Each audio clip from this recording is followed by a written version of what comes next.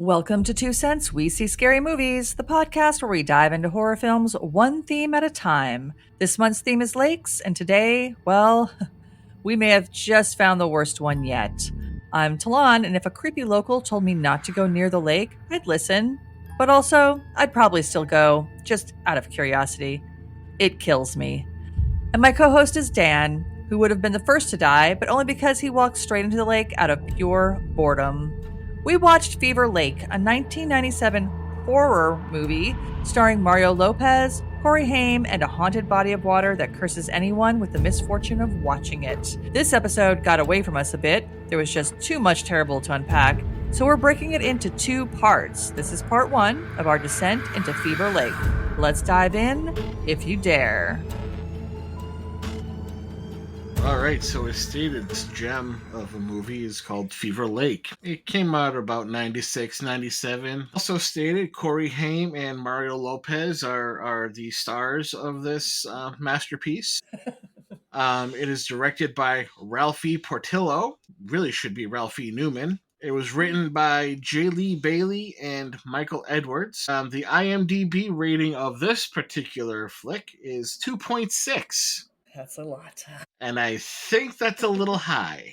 That's very generous. All right, so now getting into the movie, right out from the start. Well, we're going to mention this quite a bit. We're going to talk about the music quite a bit. We're going to use the word ridiculous a lot.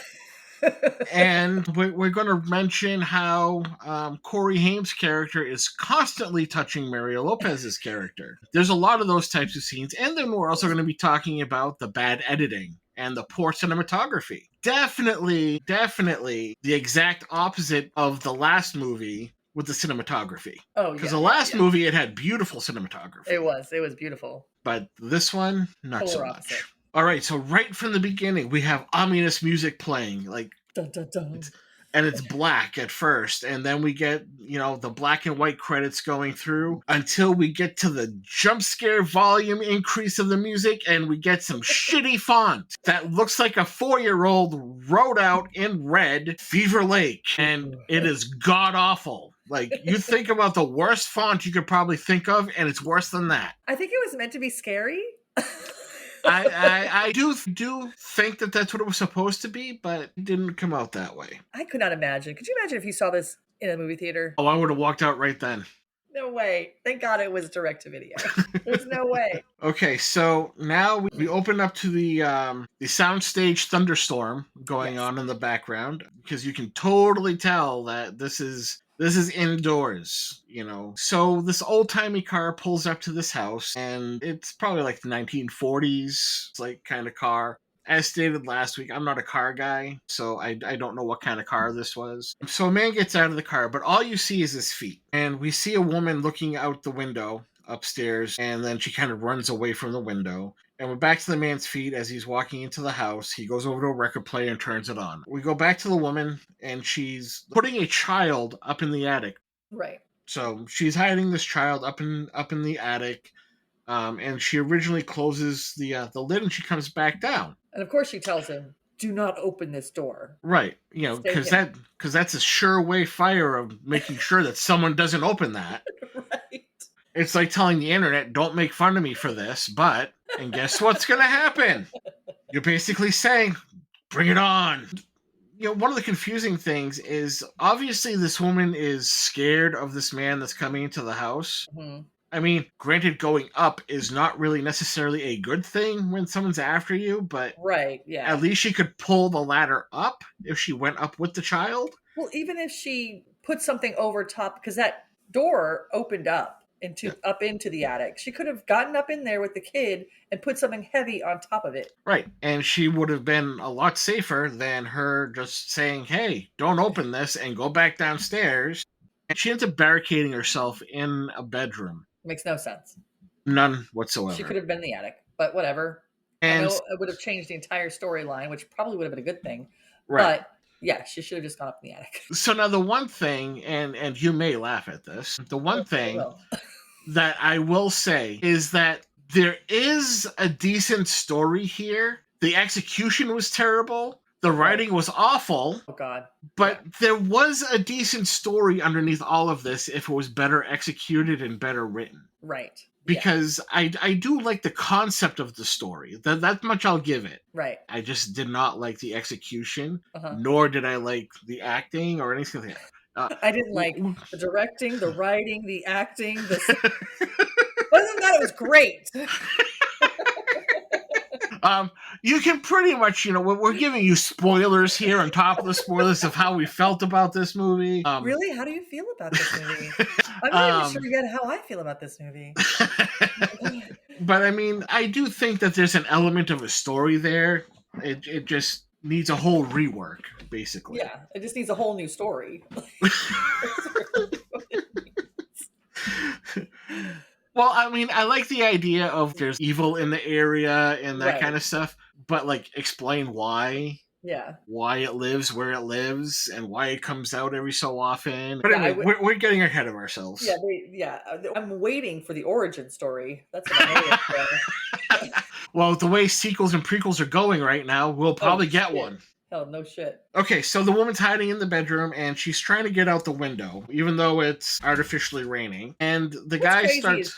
Hold on. So what's crazy here is she stuffs her kid in the attic, and then she's gonna leave and go out the window and leave her kid there with some crazy maniac? Right. What the fuck? Okay, so I did jump ahead of myself even a little bit on that because when she barricades herself in the room, the guy who is downstairs ends up picking up an axe. Right, the axe that just conveniently was sitting in the middle of her living room. Right. Yes, because like there's no firewood or anything like that. It's just an axe sitting by the wall. I leave an axe and a gas can right next to me anywhere in the house at any time. Of course. I mean, I have one sitting right next to me right now. Yeah, you never know. You never know. So he picks up the axe and he starts going upstairs. She gets herself barricaded. She's trying to find a way out of the room, so she ends up going out the window. The guy is like walking down the hallway. The kid ends up seeing the back of his head. He gets to the room, and as she's going out the window, he's smashing the door open, and you get a really quick glimpse of his face, and it's absolutely ridiculous looking. He's supposed to be angry and pissed off, and he looks constipated. He also, and this is another scene stolen from The Shining. The Shining. Yeah, because he takes the axe through the door and puts his face right in the hole he makes. And I was like, oh, come on. And he's looking in the same exact direction as Jack Nicholson. Yep. Maybe he was trying to imitate Jack Nicholson and he thought Jack was constipated. Maybe, but you only see that scene for a very split second. It's like really quick, like, hey, we did it, but you can't sue us. Right. They probably don't even know this movie exists. Right, exactly. So she ends up getting out of the window, and as she goes out, all of a sudden you see his hand jutting out and pulling her back in. She's trying to pull away, and he picks her up. Then all of a sudden you hear her screaming, and there's like if you've ever seen the movie Skinamarink, I'm sorry. I tried. I know it was a huge hit, but I couldn't get through it. No. But there was a scene kind of like Skinamarink where it's just the shot of the door, and then you hear like the thud of the axe, or what you think is the axe, and then there's blood, a little tiny bit of blood spraying on the wall, almost as if someone's throwing paint from a paintbrush on the wall. Yeah. It's a very minimal amount of blood. We also have a shot where he's full standing up, and he's got that really dumb look on his face. Like, he's supposed to look enraged, but it's just, as I said earlier, ridiculous because he just looks, like, awful. The kid is hearing everything outside the door, and the man ends up coming out of the room, and he walks in. He looks up at the kid, and he's like, "We have the curse, boy. We can't escape it." And as he says that, the man's eyes have, like, an LED green light to it. Yeah. Think Church from Pet Sematary. The kid's just sitting there looking at him, and then all of a sudden he gets the LED green lights. Right. So maybe what it is that he's not trying to look menacing as much as he's, gosh darn it, I've got the curse, Right. And I can't do anything about it. Maybe he's just like, I'm just going to relinquish myself over to this curse because it's in us. Although the weird thing is this curse, okay, so this curse is obviously, Fever Lake. It's the curse of the lake. When it inhabits him, I guess you still have knowledge of who you are, I guess. I mean, honestly, when I saw his face, I thought he was shitting his pants. Right. Well, maybe he's like, shit, I'm just gonna give in. You gotta go, and I don't have the Charmin. Anyway, so that's just a thought. Maybe he was just giving in to knowing, like, he did it because he had no choice, even though he's very cognizant of the fact that he's got the evil in him. I don't know. I'm trying my best. I understand. I understand. You're trying to give some good context to the movie. I applaud your efforts. Thank you. All right, next. So now we're in present day, and we have super happy music going on. Yeah. And we see kids' feet running around a track, and then we see Corey Haim's character, which we later learn is Albert. Because again, much like the other movies that we've seen, we don't learn the people's names until much later into the movie. A lot we don't learn about these kids until later. That is true. And it looks like it's some sort of practice. Mm-hmm. And he ends up winning the practice. Right. The track practice race or whatever. You can tell that Corey Haim was not in the best of shape. Right. And I only bring that up, not to, shame him or anything like that, but it didn't make sense for him to be winning a race in the condition that he was in. I mean, all the way from the back. He was behind everybody else, and everybody else that was running looked like that's what they did professionally. Right, absolutely. They looked like athletes who were runners, and he suddenly and they're all in their track suits too, like the shorts and the tank tops. So they're, and he's got sweatpants and a white t-shirt on or something. He looks like a slob. And I felt that was a means to kind of cover up his body. Probably so. Because he does not have a runner's body. And don't get me wrong, I have a shape, but we're not going to talk about what kind of shape that is. I'm not really qualified enough to say he looks terrible, but for running, I don't think it really made sense. If they made him a shot putter or even a javelin thrower, that would have been fine, but running, not so much. That was a little hard to believe. Yeah, hard to believe that he win too. Yeah, there's no way. In real life, he would not have won that race. The whole thing about this little group of scenes, you really think these kids are in high school. Oh yeah. Totally thought they were in high school. 100% you feel like this is a high school. Everything about it, high school. And at this point, Mario Lopez's character is running down the hill. His name is Steve. And, he's waving at Albert, trying to get his attention. And Albert's not really paying much attention, but he does finally end up looking up and it's hey, hi, whatever. And they're quite a considerable distance away from each other.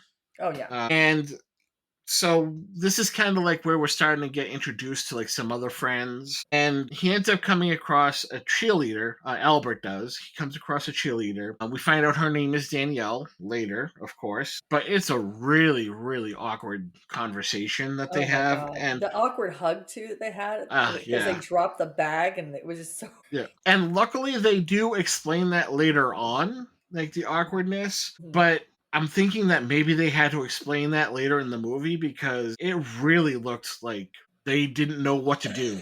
As actors, they didn't know, hugging was okay, or they just looked really weirded out by the whole thing. It looked like two kids in a high school play, and it's their first play they've ever done. Yes.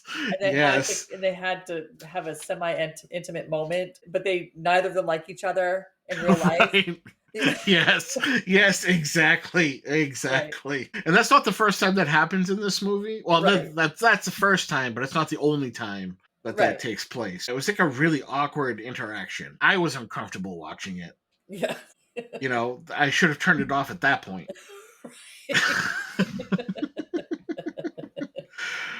They're talking about where they're going to meet up because they want to go to Fever Lake and they're going to be taking separate vehicles. Danielle wants to know where they're going to be meeting up, and Albert's telling them we can meet at the diner. It's the only diner in that town. Albert and Steve end up hooking up, and not sexually, but you. I missed that part. But I mean, they may as well because they end up touching each other more in a quote-unquote fun way compared to Albert and Danielle. Right. Although it's mainly Albert. Correct. He's a little touchy. Constantly. And I feel like, thinking about it, I'm like, maybe it was just Corey Haim's way of finding something to do with his body instead of just standing there, maybe? Maybe. Like he didn't want to stand there, arms down, just standing, or arms crossed. I don't know. Although sometimes they were like walking up steps, and it's like, well, you can just move your arms to go up the steps, like a regular walk. I don't know. Right. So at this point, Albert and Steve are walking through the school, and Albert's like hitting him on the shoulder and the arm and shit. As they're walking through, they're doing that really lame after-school special sort of talking. Right. Where they're miming that they're talking, but they're not saying anything. Kind of like what background actors do. Yeah, yeah. And for anyone out there, by the way, if you were born after Gen X, you probably don't know what an after-school special is. Yeah, and we kind of do show our age, on this every once in a while. But yeah, after school special, when you came home, there was always some sort of like moral-driven movie or show on TV, like don't do drugs, don't hate each other. Bobby was smoking behind the school. Yes. Yeah. But so it really had that really bad background acting sort of stuff. Now they end up coming across this girl named Sarah in the cafeteria, and she's waiting for the others, Danielle and Christy, which we've already met Danielle, and we're going to meet Christy in a little bit. She's like utilizing her laptop, which I believe is a Brick 2180. Because this thing is absolutely huge with a very small screen. Very small screen, and it was so thick. And so again, like 90s era computers were a little bit more clunky than they are now. I mean, now they're freaking in your hand. I don't know if you saw the screen, but supposedly she was typing something on that. They had a shot of the camera over her shoulder. The screen was completely black. I was like, what is she writing? Is she, unless it was one of those that had like way before its time, one of those protectors where people on the sides can't see what was on your phone. Right. One of those things. But there was absolutely nothing on that screen. And that was something they could easily fake. Oh, yeah, absolutely. You could have like taken a lined 8x10 paper and wrote something on it and taped it on there. So they're sitting there talking to her, but kind of like an angled shot of Sarah. And out of nowhere, just completely out of the blue, a tarantula crawls over her shoulder. The funniest part about this was because Albert sometimes wears glasses, and they're sitting there. Well, Steve was standing up, I think, but Albert was too. But then he sat down, took his glasses out, put his glasses on, and he's looking at her, and you see nothing. There's nothing there at first. And he's just staring at her. And all of a sudden, you see these legs come up over her shoulder, and there's this big tarantula. And I'm like, how the fuck are those X-ray glasses? Like, how the hell did he see that tarantula before it was over her shoulder? It was probably like one of those mail order X-ray glasses. Got it from the cereal box. That's right. Albert and Steve are just kind of like staring at it, like, what the hell? And she's freaking out, but she's also remarkably calm at the same time. Right. Like, I know a lot of people, a lot of women who would be absolutely frozen in fear or burning down the school to kill this thing. Right. And she's just sitting there like, oh my God, why is it on me? What is this? And get it off. But she wasn't like frantic. Like her hands weren't all over, like, get it off. Right. She didn't jump up and nothing. Yeah. Just get it off me. Yeah. And so Steve ends up getting like a foam cup or paper cup, or maybe foam cup, and picks it up. And this was such a random scene. All of a sudden, he's standing behind two other girls at a table, and he's just standing there, and he's not trying to creep them out or anything. At least that's not what it looked like. And all of a sudden, they're just screaming and running away. Yeah. Yeah, they had more fear than the girl did with it on her. And the thing is like he was facing their table when like not even like a second before that he was getting the tarantula. Yeah. So there's like a little weird cut there where something happened where he turned and was there, but it was just random. A lot of random editing. Weird editing. When Albert sees the tarantula, I feel like that was just a bad edit. Yeah. Like they mistakenly put him seeing it when he shouldn't have seen it. Yeah. I don't know, or directing. I don't know. Both. Yeah, they definitely didn't clean up this movie very well. Steve ends up tossing the tarantula outside, off to the side. Which is crazy. Yeah. Do we know where they live? I don't believe so. I felt like it was probably California. It had a school and everything about it had a very West Coast feel to it. Yeah, it did. But yeah, he takes the tarantula outside and just throws it. And I'm like, what? It's not like this is native to where you're from. Like, Right. this is someone's tarantula. It's not like you just saved it from the inside and put it back out in its home.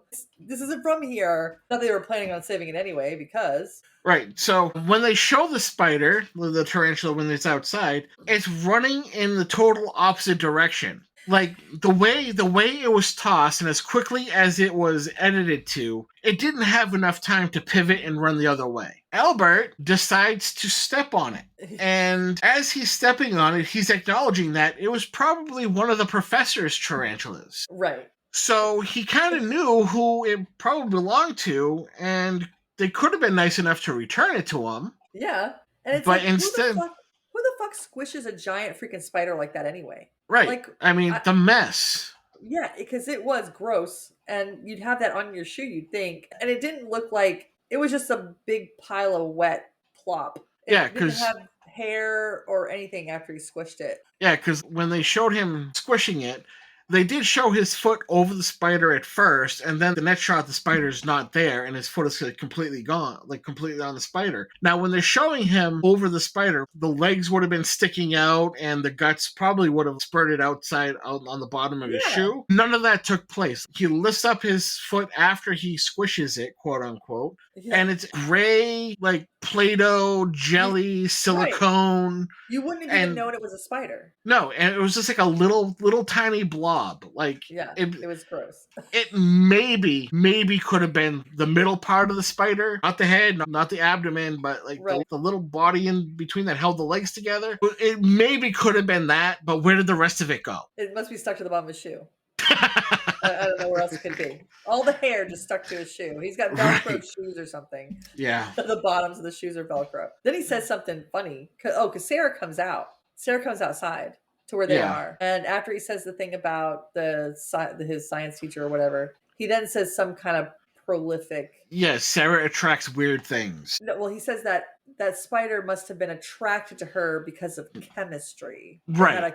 They had a chemistry. She had a chemistry with the spider. Yes, yeah. And he says like Sarah attracts weird things around that time as well. Yeah. So now we meet another friend. This is Bobby, which again we learn later. But this is Bobby. He's like all excited about the party they're about to go to because that's why they're going to be going to Fever Lake because they want to like check out the house and have a party. And so he's all excited about it. Girls. Yep, girls. This is a scene where, they start walking down the steps and Albert's, tapping and hitting Steve.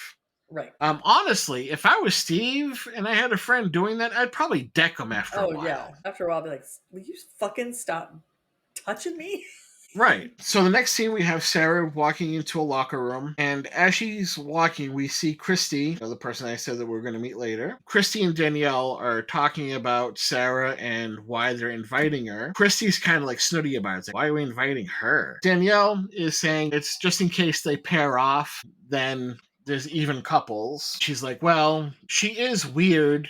She seems to be uppity. She's got that East Coast, and good call in the school because I kind of forgot about that. It's like right. She's got that East Coast attitude. Whatever the fuck that means. As two East Coasters. I take offense. Yeah, like what the fuck does that mean? Our attitude. Go fuck yourself. I'm from the South. Well, I'm not from the South, but I'm living in the South. So we would say, bless your heart. Right, exactly. Yeah. You guys might be nicer, but two-faced. Us, it's go fuck yourself. We love you.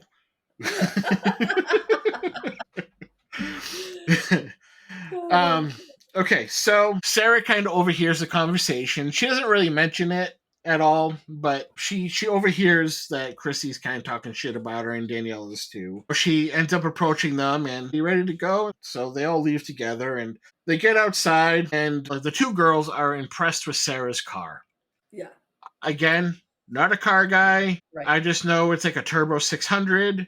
Uh-huh. or 900. Sorry, it was a turbo 900 something. I don't know. I mean, It was just a fancy convertible. right. Apparently better than the turbo 800 because it's Right. 900. But the girls are impressed with Sarah's car. Now we're back at the boys and they're driving, and we have exciting action music going on. Yes, so exciting. So exciting! Like this music is so so banging. Like it's like an action movie, and we get these action shots of them driving around a corner Right. and driving on a straightaway and Right. trees and Oh God. grass, and the music is more exciting than the scene warrants. I was like, what the fuck is this scene they're doing? Because they have a lot of these where they do this montage of different angles of different things while music's playing. And in this one, they're literally just like driving down.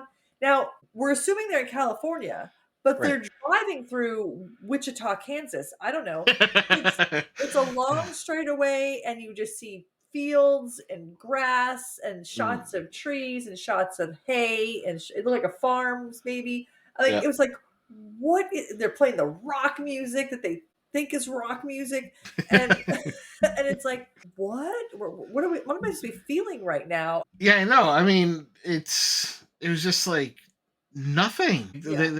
Like I said, the music was not warranted for the scene. No, or the scene wasn't warranted the music. One of the two. Yeah, both. Like they could have showed the boys just in the car, like banging their heads or dancing away, or touching each other or whatever they're doing. Yes, because that is what boys do in the car. Just like when girls are in the locker room, they end up having like lesbian orgies. I mean, that's what happened in the 80s, right? All the time. I was so exhausted after gym class. Thank God we only had gym 2 days a week. You had the jaw workout, huh? I had TMJ. But yeah, it was these montages that they have with they're ridiculous. Absolutely. Again, ridiculous. So the exciting music kind of calms down, and they're in the car, and Bobby's drinking an empty bottle of beer. Because I don't know if they couldn't afford the beer, or like maybe somebody was too young. I don't know, but he had a bottle of beer and he took a swig, and there's nothing in the beer that he's swigging. Maybe it was also like for budget constraints that maybe they couldn't afford real beer, or they couldn't afford to put water in it. I don't know. Yeah. Bobby's talking about how he wants to call his mom. Everybody starts making fun of him, which I probably would have too. In fairness. Again, high school. Right. He's got to call his mom. You got to call mommy. And he asks Steve if he can use his non-existent cell phone. And the reason why I say non-existent is because there doesn't appear to be one there. Yeah, Again, I never saw one. They only talked about it. Again, probably because they couldn't even afford a store display. Right. Yeah. And you would have seen back in that time, you would have absolutely been able to see the big ass bag phone that they would have for your in-car cellular.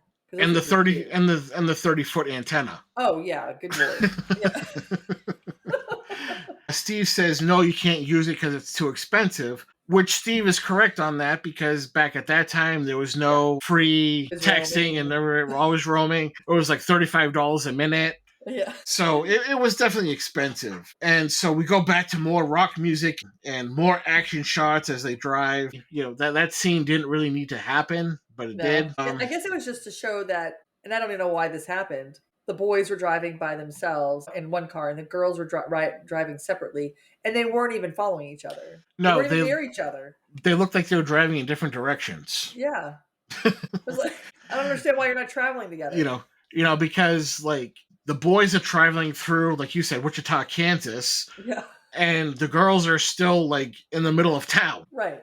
I don't understand why they couldn't have left together. That made no sense. No, none. They were all leaving from the same fucking place. They all left from the school. Right. Why does it have to be separate? I don't know. So now we're panning over the lake, and we have sinister music playing. Dude, it's creepy. We see across the lake a sheriff and a Native American walking up to him. We learn later that his name is Clear Springs. That's a very weak Native American name, I feel. Agreed.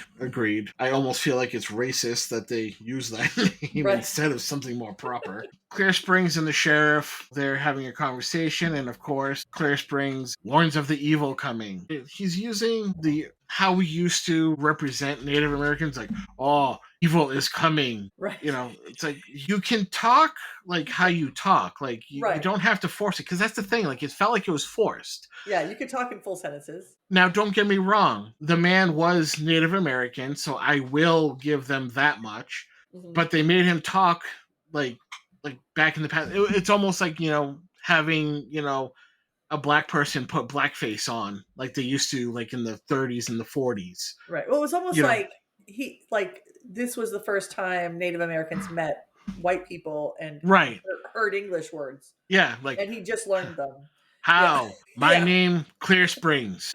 Right. It was really weird. So, I mean, it was really weird, but because he wasn't dressed. I can't remember if he wasn't dressed like a Native American, like from way back in the day. He was dressed. No, like it was kind of like clothes. Yeah, and I think like he had on like maybe like a native vest or something like that. Right. Mm-hmm. But it definitely wasn't. He wasn't wearing like rawhide.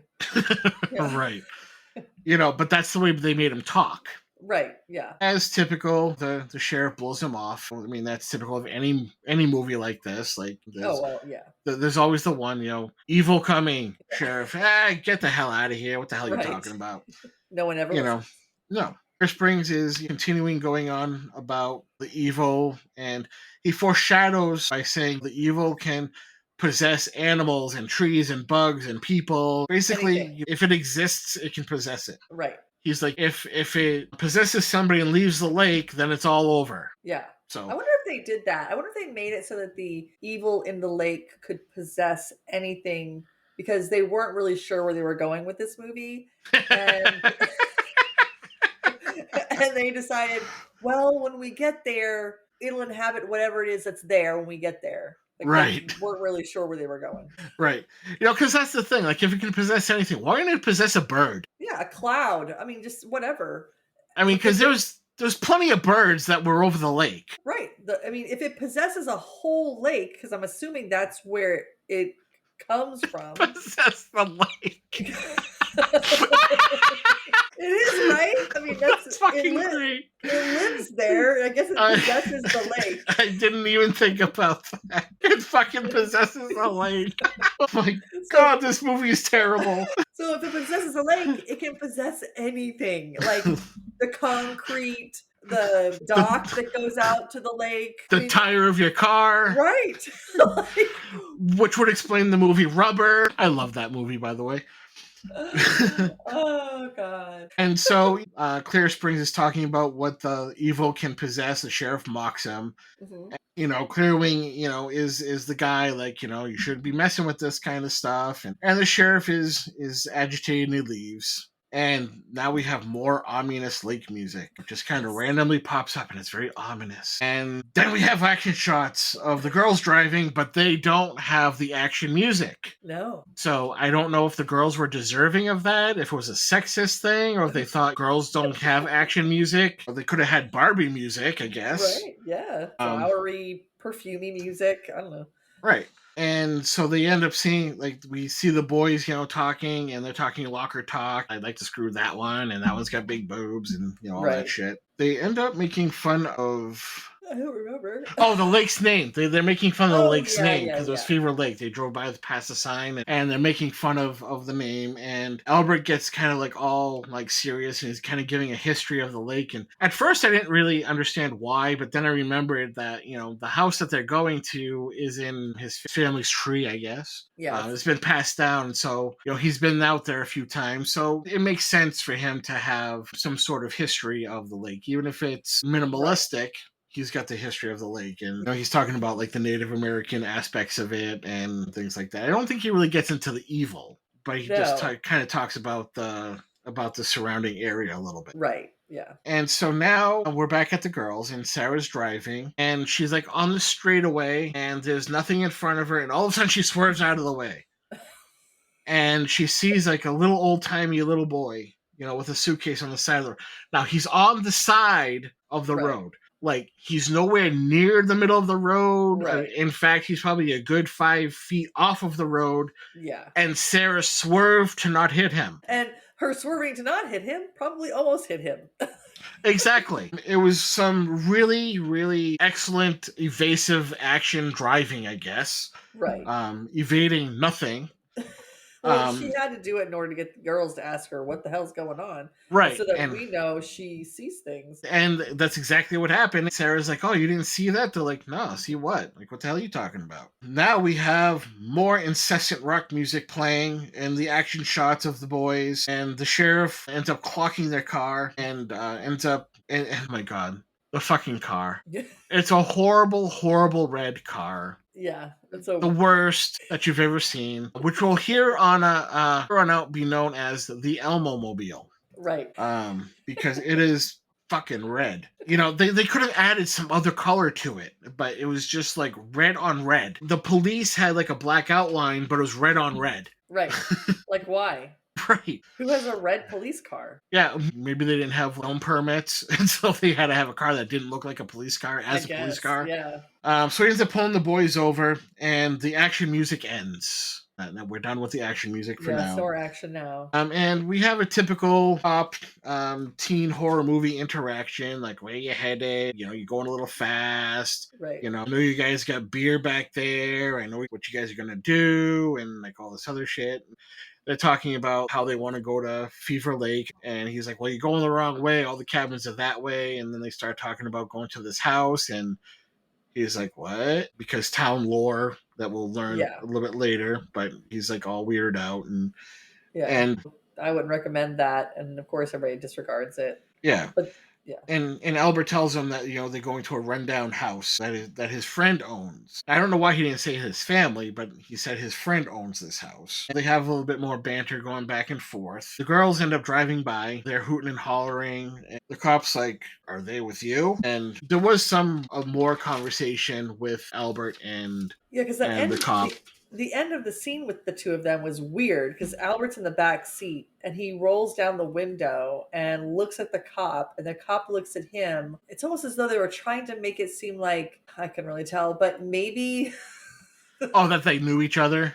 They kind of knew each other, or because Albert just gave him this weird look. It was this long stare, and the cop was like, oh, but he didn't say oh, but he just kind of had that look of, yeah, okay, right, go ahead. And I was like, do you know each other? Like, yeah, it was very awkward. Yeah, it didn't make any sense. So they end up driving off. Again, we see the girls driving, and again, there's no music for them. They don't deserve it. Well, they don't deserve it. We see the diner that they're meeting at, and the girls end up going into the diner, and everybody in the diner is staring at them as they're going to sit down. A lot of times when a movie has this, they might have like one or two people staring. This had every single person in the diner staring at them as they walk through. Now, I will admit, you know, the girls are fairly attractive in this. That's probably about the only good thing about this movie. Right. Is that the girls are attractive in this. And so maybe they were staring at them for their beauty, but they were like really being stared at, like really, really hard, which is still creepy, even if they were attractive, I must say. You do the side glances. Like, right. Don't look now, and then you look now. Right, exactly. Yeah. So they're talking about that they just want to order some iced tea, and they're, you know, sitting there talking, and at that point they notice that they're being stared at, and they discuss it, saying people in small towns, they're not used to like different people and things of that nature. The waitress that comes over, which we later find out is Lily, she has a much larger role in this movie than one would think. Right. I was shocked. So Lily takes their order, which was the iced tea, and she starts to make small talk. They're saying, oh, we're going to the Fever Lake. Lily starts saying, oh, after what happened there, I think she was the host, owner, or whatever, but a woman by the name of Maggie, which you also learn her name later, calls her over and tells her that I'm paying you to work, not make small talk or not to chatter. And my whole thought on that was, you know, she's a waitress. Right. Last I knew, a waitress is supposed to be friendly and talkative as much as time allows. Yeah. Because one, it's a good tip, and two, it's good business, you know, for that. So apparently this is just like a sit down, shut up, give me your order sort of establishment. Which a long time Tons. ago, there was the Roadkill Cafe, which I used to love, and that's pretty much what they said when they had a sign. Come in, sit down, shut up. It was fantastic.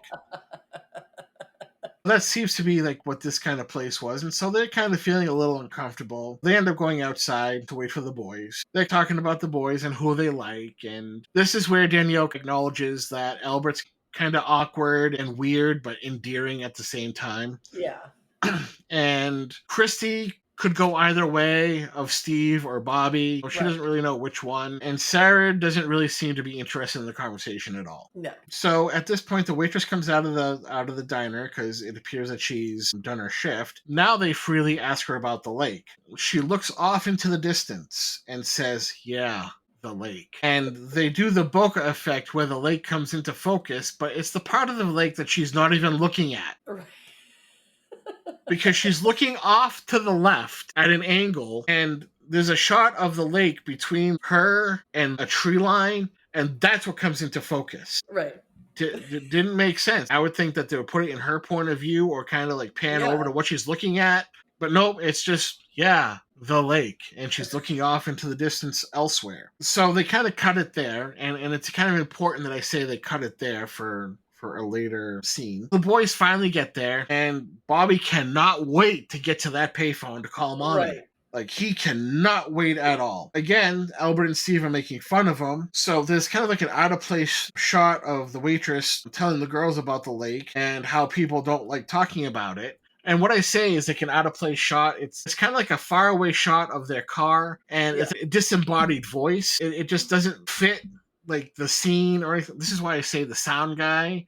Right. Or the sound woman and the editor. I hope they're working at McDonald's. I hope they have a successful career, running a couple franchises of McDonald's or something. What if they were the same person, though? They probably could have been. It very much could have been. And not that McDonald's is a bad job, but it would definitely be better suited than what they were doing here. Right. She's also talking about the spirit in the lake and how there's only one spot in the lake that never freezes over. It's always hot year-round, no matter what. Right. There's always some steam coming out of it, yeah. We cut back to the boys, and they start giving shit to Bobby because he lied to his mom, because he was saying that, he was going to, like, some friends for studying or whatever. Yeah, it was a big study group weekend or something. Yeah, and later it's not going to make sense why he was like this, because, again, we think that they're in high school. This is the part where I'm saying it's important that I said that there was a weird cut, because the next shot is an out-of-place shot of that same girl who was looking in that same direction, still looking in that same direction, and she looks away from the lake. Right. It's like, why? Like, that would have happened already, especially when she's already had a full-fledged conversation. And then she starts discussing an axe murder that took place. This is where we get a bunch of weird math. Yes. Because like trying to figure out like when certain things happen and everything, and compared to like ages of people, it's like how people aged in the Bible. Like Moses was like 900 years old. I think some apparently whoever wrote this was not a mathematician. No, not at all. And this is very much before the Marvel Cinematic Universe, the multiverse stuff. Like very much before all that. Even before the comic books. Yeah. She talks about the other weird things that go on in the area. It wasn't very important because the boys end up interrupting her. Like whatever she was saying, it really wasn't that big of a deal. She told us about the murder. And murder. And she's like, well, a few years ago, I was like 4. 2. Yeah, I was like 2. Me and I'm thinking, this girl is it's like 16 or 17. Well, she's got to be 16 because, all right, so when Lily first came outside, she made a remark about how nice Sarah's car is. And Sarah said, oh, yeah, this talked about the car. She's like, I got my first car when I was 17, and it was something. And I'm like, wait a minute. And that's when I was first confused about the age of these kids. And then, because I was like, you got your first car at 17? I was like, what are you, maybe 18 now? You've got your second car already? Like, what? Right. But I'm thinking, so if she's talking about, I don't know, the way she said it made it sound like Lily wasn't 17 yet. So, and she's working, so I'm guessing she's 16.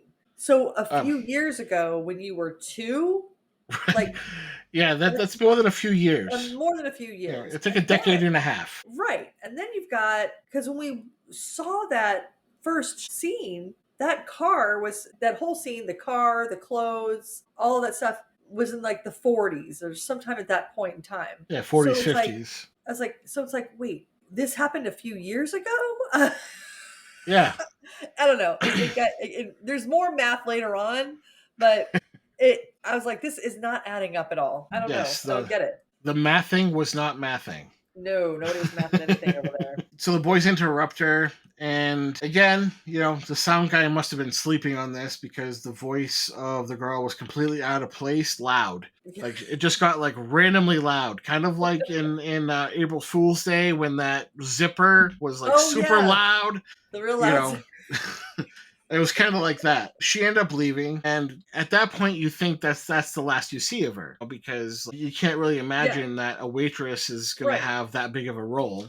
Her only part was to explain to them that there was something bad that happened in town. That's what you're thinking, and that's it. Right. Yeah, which you feel like if it weren't for Maggie, she could have just done that all at the table. But right. Way to go, Danielle ends up questioning if they should go, and Albert's that guy.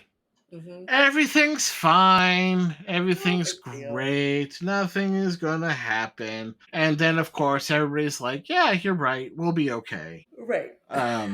Sure. Show the sheriff at the station. The sheriff is at the station, and he's talking to the receptionist and his deputy about he's worried about the kids and that there's just something bothering him. Like, he just feels weird about it. Now, of course, he's completely ignoring what Clear Springs has to say. Right. But he's got a really bad feeling something bad's going to happen. Right. Suddenly. And that nobody seems to like them there. And I'm just realizing that everybody in the diner is basically everybody that was there when, in the woods in that later scene that we'll talk about. So, they can't afford too many extras. Correct. That's exactly what I was just thinking. They kind of mention, like, the deputy mentions the curse, and the sheriff's like, I don't believe in curses. But something's bothering him. Make it make sense. Now we see the waitress again. She's walking in the woods. There's a wolf that appears to be following. And this is another weird montage.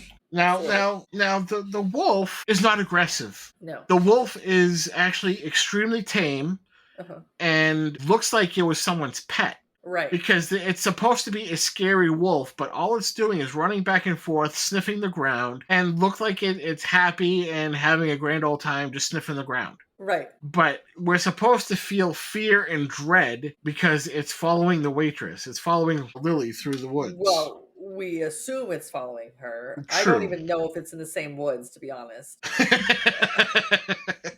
I feel because the shots are they're so separated. It's the shot of the wolf, the shot of Lily, the shot of the wolf, the shot of Lily, and some trees and some bushes and the wolf. And it just goes back and forth, and you've got this music going, and you're supposed to feel like this wolf is chasing her, but it's so disjointed that it didn't really feel that way. I mean, maybe at some parts there might, because there was a time where she kind of looked behind her shoulder or something. And because she's, just walking on a path in the woods, and it's not like she's walking through the woods. She's walking through like a state park. And I was going to say, it looked like an unkempt state park path. Yeah, like she's just walking on a path in the park. You'll see the wolf, and again, it's kind of like looking at a bird maybe and, and smelling out a mole hole. I mean, it just didn't, like, I guess because the wolf didn't seem like it was chasing her, it didn't feel like it was chasing her because it just seemed kind of lackadaisical, this wolf. And all the while we're having the ominous action music going on to kind of give you that dread. She ends up continuing on through, whatever it is that she's on, woods, path, whatever. Right. Because they keep calling it a forest too. And really this movie should have been called like the Forest of Fever Lake or Fever Lake Forest or something. Yeah. Because we either, see the lake from every angle you could possibly imagine, or they're talking about the forest. Or they're in the forest, yeah. Right. As Talon said, we were led to believe that the wolf is following her, even though like the thing is more interested in the ground and the leaves and the bugs and all that other stuff. Right. She finally gets to the end of the path, and all of a sudden the presumed wolf chase is done. She made it out of the woods and she's good. Nothing happened. It's all fine. It was nothing. Absolutely nothing. I was like, wait, what? And I was expecting there was a particular thing I was expecting, which we'll talk about later because it does happen later, but it did not happen in this scene. And because of what Clear Spring said, I was like, oh, okay, this is going to happen, and it didn't. So I don't understand that scene at all. It meant nothing. What I think would have been better, to kind of give the wolf a menacing sort of a look, is they probably could have used a picture of an angry wolf. Right. Tied it to a string, and somebody could have just moved it around the woods on a long pole. Or even like a little piece of wood in front of their face and running back and forth. That would have been more believable of a chasing wolf. They could have pulled some old ass footage of some Little Red Riding Hood cartoon and maybe done something like that. Anything would have been better than that, because it just because not only did it not feel like it was chasing her, but it amounted to absolutely nothing, which was weird. I feel like, how long was this movie? Like an hour and a half. I guess they just needed filler. It was a decent amount of time. I mean, it was maybe, I don't know, 4 or 5 minutes, if that. Yeah, but it felt a long time. It did feel like a long time. But maybe they just needed to fill with something, or give us the idea that, I mean, I'm guessing they were trying to give us the idea that, oh, evil is lurking about. Right. It's not doing anything, but it's lurking. Yeah. It's almost like, the nothing. Yeah.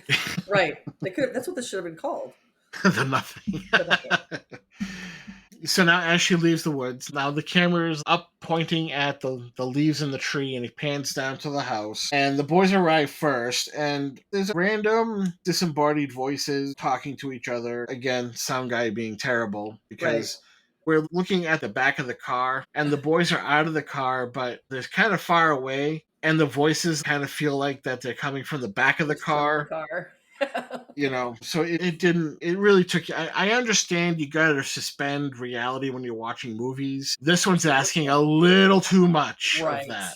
As they're disembodiedly talking, the girls show up, and Steve and Albert get out of the car, because I think Bobby was out of the car first. Steve and Albert get out of the car. They just randomly high-five each other and hitting each other, and more of that background after school special acting, just awful. We have a series of really terrible cinematography shots. There's again, if you've seen Skinamarink, kind of like those types of shots where it's just like a random shot of a window, and then kind of pans off to the side to show part of the house and part of the lake and the ground, and just it just didn't make sense again. Yeah, again, a lot of filler. I think it's just filler. Yeah.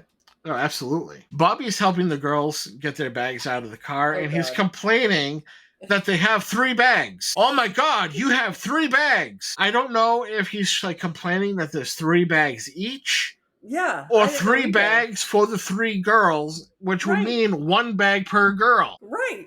Yeah. I could understand. I was like, is it, because I was thinking the same thing. I was like, are these all 3 of one girl's bags? Or there are 3 girls. So And it doesn't appear that the boys pull any kind of bags out for themselves. Now, I'm a minimalistic packer. Right.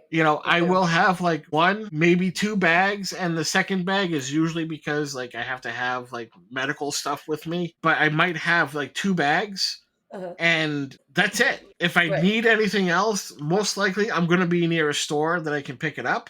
But no, apparently 1 bag per girl is way too much. They should have all gotten together in the locker room, took all their stuff, and put it all in 1 bag together. That's what they should have done. Exactly. I mean, and don't get me wrong, I understand his point. I was married twice over a period of 17 years. I can tell you, a day trip, they'd have 6 bags. And I have maybe a Walmart bag. So I kind of get it, that, oh my God, there's a lot of stuff, but again, 1 bag per girl, and these bags weren't even big. No, they weren't. They're maybe backpack size. I guess they were probably just, making the joke that women overpack. Yeah. But it didn't make sense because there were 3 girls. Right, and maybe again, it's the whole budgeting thing. They couldn't pay for more. Yeah. They couldn't pay for 1 more bag to make it look like a lot. Can somebody just bring a bag from home, please? Maybe. what was that movie? The Burning. No, was it The Burning? Yeah, The Burning, where Yeah. everybody wore their own clothes and their real life clothes. They wore them in the movie. Maybe that's what Yes. happened. They could have done here. They could have just said, "Bring your own shit." Like Very possible. So, and also to keep in mind that the 3 bags that the girls are bringing, that's for the entire weekend. So right. really, That's not really, a lot. they did a pretty good job. Yeah, they did. Yeah. So Christy ends up meeting with Steve and Albert while Bobby is bringing in these massive amount of bags. Um, and again, we're doing another low 5 and hitting each other. Yeah. And well, no, I shouldn't say each other. Albert's Yeah. still, hitting on Steve or hitting Steve. Right. Um, it could Steve's have been both ways. yeah, Steve's ignoring it Yep. or doesn't care, whatever. We also have more bad cinematography shots as they're giving the high fives, or he's giving the high five. Sarah comes out of nowhere and asks Albert to unlock the house, and he's like, it's already unlocked. Steve is alone with Christy at this point. He's telling her about Albert's story a little bit, that he's an orphan, but don't bring it up because he's sensitive about it. A little bit of foreshadowing there. Yeah. And more terrible pickup shots of the outside of the house and inside of the house. Weird angles, and they were trying to be artsy, but they shouldn't have been trying to do that. They should have just went with the basic shots because Right. they were trying to be a little too experimental and they failed. Well, the movie would have been what, 15 minutes long? Right, if it wasn't for all those bad shots. Right, for all the shit. Yeah. Albert ends up going into the house and he's walking around and he's like elated. He's like got a big smile on his face. He's doing the ballerina twirl as he's walking through because it makes it look like that he's at home. All the furniture's covered with white blankets and all that stuff. And when the cops pulled him over, he said, "We're going to a rundown house." Right. This house is beautiful. Yeah, there was nothing wrong with this house. House is in great condition. The furniture, like once you see it's in good condition. Right. There's absolutely nothing wrong with this house whatsoever. Yeah, I thought the house was gonna be falling down and shutters hanging half off. The roof is a mess. The grass was mowed. It was fine. It was perfectly fine. Nothing wrong with the house whatsoever. So Steve and Christy come in, and Steve asks about room accommodations, and Albert's like, yeah, one room for the boys, one room for the girls. Steve and Christy are all like, because they didn't like that idea, but they did it anyway. They all end up going upstairs, and Albert's like taking up the rear, and Steve's in the middle, and arms all over Steve's back and his shoulders, and at one point his waist. As you said, it's probably Corey Haim not knowing what to do with his hands. Yeah. Keep him off of Steve. Right. I mean, it was just annoying. It was annoying because it made me think, if I'm standing around hanging out, if I had a friend that was constantly poking and touching and it would drive me fucking nuts. Absolutely. It's even sometimes you have friends that might be those kind of people that they're even not touching, but they're just that kind of jokey kind of thing where they're making like pointed jabs at you or whatever, and they're thinking they're being funny. And at first you're like, oh, ha ha ha. But after a while, it's like fucking annoying. It's like, shut the fuck up already. It was like that, only touching. Yeah, like, just the physical manifestation of it. Right. It's like, oh, it would drive me crazy. So then we see like a long view of the birds over the lake flying over. And the movie does this a lot. It appears to be from Danielle's point of view, but you don't really know. Right. Because they show the shot of the lake and then they show the person like looking out the window or the door or whatever that it is that they're looking out of. So you don't know if it's just a random shot of the lake or if it's their point of view. Right. But Danielle is like looking out the door. Out the window. Right. So Albert ends up coming into the room. He informs them that there's no TV and there's no telephone at the house. Back then, that's all you had was TV and a telephone. You didn't have Netflix and Hulu and all that other stuff. Internet was still kind of like in its infancy. You wouldn't really have any of that stuff. Right. He says, this is going to be the best weekend ever. And usually, like in a horror movie, you know that's not going to be the case. Right. And so again, Danielle points out how cute she thinks Albert is to Christy. And now we see Sarah documenting the weekend on her brick 2180 laptop. She's kind of looking for something. She ends up opening a door and she sees animal pelts. Now they're not bloody or anything like that, but this she freaks out over. Right. She freaked out more about this than the spider on her. And these actually didn't look bad. I mean, like I'm in Maine where there's like a lot of hunting. I don't hunt myself, but there's a lot of hunting. So to me, these looked like normal animal pelts. Like there was nothing wrong with them. They're just hanging up in there, probably to And dry. Yeah. right, and Steve comes running to the rescue, and the girls end up coming into the room, and they're all grossed out by it. And Albert just kind of explains there's a hunting culture there. It's no big deal. And so now, after being grossed out, and them saying how sickening it is, Sarah's hungry. Yeah. So Sarah wants to eat, and like not Are there even any like bodies that go with this fur. So like not even 2 seconds before, she's completely grossed out, and feeling sick, but now she's hungry. This is a part of the movie, actually, and I guess it was just for jump scare purposes, maybe, even though it didn't work. But they never go back to these again. There's nothing. I mean, it was literally just there just for her to open the door and scream. Yeah, no, there's a lot of introduction to things that don't go anywhere. Right. Like that was it, I guess, for that. Yeah. Like they don't even use it like later when like, well, I don't want to give going on. Right. Yeah, I don't want to give away the movie. Yeah. But when stuff is going on, like they don't even bring it in like that, because sometimes like in Friday the 13th, they'll introduce something. Right. You don't see it for a while, and then all of a sudden, the people are in that spot and they get creeped out by the thing that's there. Right. They don't even do that. Like they're too lazy to not even do that trope.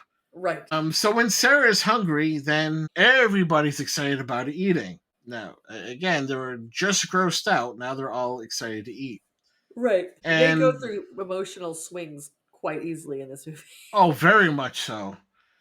And so now we have a dark outside shot of the lake, and we have a panning from outside and over to Clear Springs, and he's just like randomly staring towards the house. just kind of like in the woods, just staring at the house, right. And again, a lot like the wolf scene. He's staring at the house, but at the same time, it doesn't necessarily mean he's staring at the house. He could have been just staring out at anything. Right. Like the lake. Like Lila. Yeah, like Lila. And because it's just that weird, it's like the disembodied voices. It's like, that the feeling you're supposed to get is that he's staring at the house, but at the same time, it doesn't necessarily feel like he's staring at the house. Yeah. He could be staring at anything. And at this point, like Albert is like staring outside the window door, and we don't know if they're staring at each other. Right. Or if they're just randomly staring off into different places, or if they're even in the same vicinity as one another. Like, Clear Springs could be on the back of the house where, Albert's in front of the house. Like, we don't know.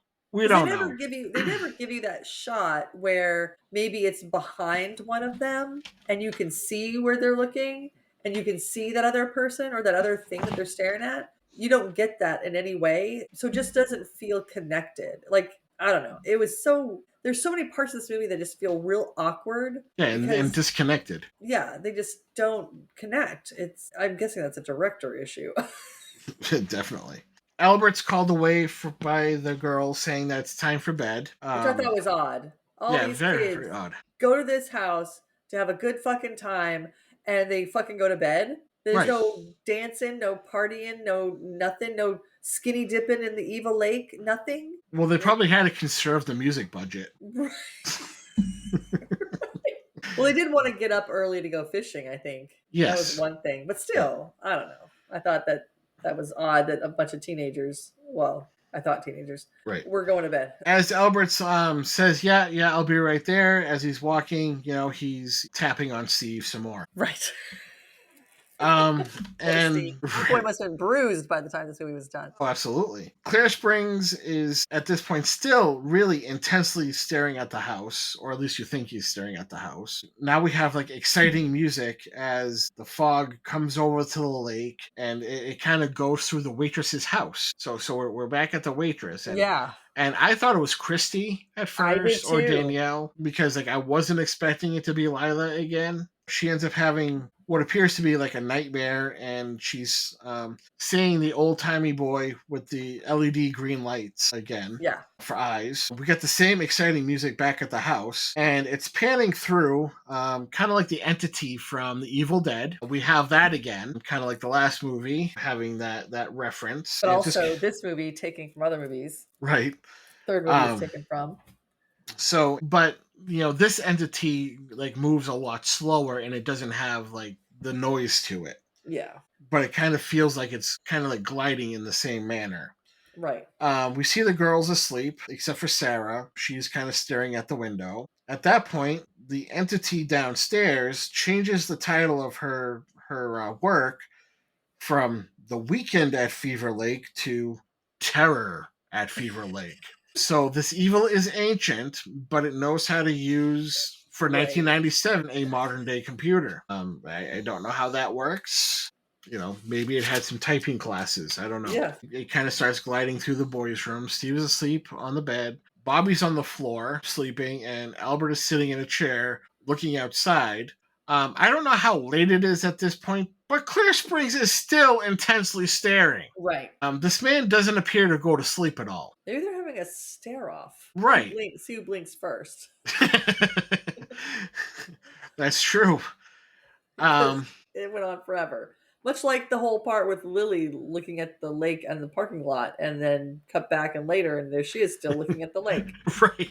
Or After another conversation took place with her. And so now we have a morning scene of the lake. The camera, pans over to a bait shop. Lila ends up coming into the bait shop and just starts talking to the owner, which we end up finding later is Bud. Yeah, their talking is odd in the beginning because it's, again, almost a stare off.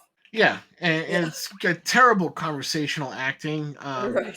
It really looks like any kind of typical show where it's showing Bud talking and then Lila and then Bud and then Lila, and then they splice it all together. Right. The splicing on this was terrible. They made it look like that Bud would say something and then be like a long pause. Then Lila would respond. And then there'd be a long pause. And then Bud would say something. It just did not flow, and it was just awful the way it was cut together. It's like they weren't together. Right, exactly. Well, she was kind of slow through the whole movie. I felt like her responses to most anybody was slow. Yeah. But it was just like, girl, spit it out. Because he's like, oh, what you doing here today, girl? Hi. Like, wait, what? But it was just it was just like that the whole time. And then finally, she spits out why the fuck she's even there. Which is weird because, I guess the first place I would go if I had a weird dream would be the bait shop. Totally, because when I have a bad dream, I go down the street here to the Circle K, and I ask that lady about it. She tells me what's going on. Yeah, exactly. The random guy that I see at the Tradewinds convenience store down the street, he's got all the answers for me. He's good. Yeah, they're all dream weavers, I guess. It's part of their training. Right, yeah. There's definitely a training class for all convenience stores and bait shop workers. Yeah. On how to interpret dreams. So you've become a convenience store worker. Here's how to do dream interpretation.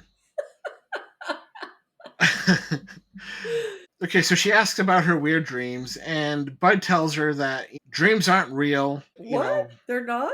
I know, right? This whole movie ruined my life. Yeah, it did mine too for watching it. Yeah. She can share whatever she has to say, and they cut to the boys, and they're coming in to get supplies, but the car stops. It just kind of conks out, stops, and we have action music again. They're just getting out of the car, but we need that action music. And so they're talking about, what could be the problem, and they're like, maybe we ran out of gas. And the gas tank thing is on E. It does say E, and he says, and Steve is like, I just filled up. Right. Like, when? Like, you guys drove all the way from California to Kansas, and when did you fill up? Yep.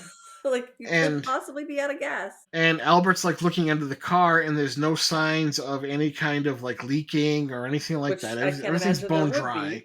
Right. Well, I would think that there may be like some like droplets, maybe. Well, maybe if it just ran out. Well, they feel like, because they say, maybe there's a leak. So he gets out and he looks underneath it. And if you're, I feel like if you, I don't know if I've ever had a gas leak. I don't think so. I think I'd remember that. But I would think that as if it's leaking and eventually you're out, once you get to the point where your car stopped, there's no leak anymore because you don't have any gas in there anymore. So I'm thinking Right. you're not going to see, maybe behind you, Yeah. there Yeah. you You could see probably see something. the trail. Yeah. But he like looked under the car for a second and oh, no leak. Oh, okay. Yeah. So from that point, they decide to walk to the store, and so they go back to Lila and Bud, and he's telling her stories of the lake, which at first I thought was kind of weird because she lives on the lake, but at the same Right. time, Because she was telling the stories too to the girls. right? So she Yeah. does know some of the stories. Maybe she didn't know some of the ones that he was talking to her about, or he was mansplaining. Right. Who knows? And well, he is significantly older than her, so maybe he just knew older stories. Because Right. apparently there's some, but still not enough to get you back to 1940. But whatever. Lila ends up asking him about the evil, and Bud discusses how the Indians of the area are always right and how they always know things. So Bud, being a white man, he at least understands that the Native Americans are onto something. Unlike Right. the sheriff, who's Yeah. like, "Nah, we're good. I Right. have a Yeah. bad feeling about things, but it's good." I have no idea why I have a bad feeling. Nobody told me anything that made me think that there might be a bad feeling. Right. Lila ends up discussing the boy in the dreams, and Bud's like, "How do you know about the boy?" And he's like, "The boy always survives." Right. More foreshadowing. Right. But in this scene, he also is where we get a little mathy again. Because he Yes. says that it happens every 15 years or so. Or it's been like what 3 weeks since I've actually watched this movie. I thought about making an attempt to watch it again, but I just couldn't bring myself to do it. Yeah, same. So he says because he says two things. One, that because of course what happened when she was 2, and then like 15 years before that, which would have because it was let's say the year is actually the same year that they made the movie. So let's say it's 1996, right? Right. Or 95 when they made it. So 15 years before 1995 would have been 1970, right? Am I Yes. doing right math? Okay. All right. Do I have good math? Oh my God. 1970, 15 years before that would have been what? 1955? Yes, 1955. Okay. So, but he only talked about the 2. So there was, let me think. Where was I at? The one that was the one that was 55. 15 years ago, which was in the 70s, right? Well, 15 years from that would be 1980, Oh and yeah, yeah, then yeah, yeah. 15 years would be 1965. 1965, because he only talked about 2 families, so Yeah. it would have been 1965, Yeah. which that Which still car was is not. still older. Yeah, and he also said that everyone that dies looks the same. Yes, they look the same. Yeah, like the mother from 1940s one or whatever. Whoever died later on looked just like her, and Right. then continues on. So, but anyway, the math wasn't working. I still I couldn't figure out the math. Yeah, it's special math. Very special.